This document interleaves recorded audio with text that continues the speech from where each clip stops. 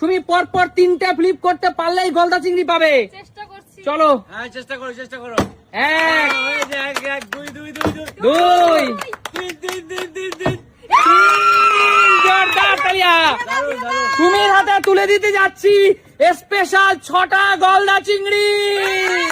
দারুণ দারুণ। সুমি এত বড় সাইজের এই একদম পাকা গলদা চিংড়ির ঠ্যাংগুলো দেখেছো সুমি? তাই তো দেখছি। এই ঠ্যাংয়ের মধ্যে 1 কেজি মাংস পাবে তুমি। তুমি কি এটা রান্না করতে পারে? তুমি বলো কি দিয়ে খাবে?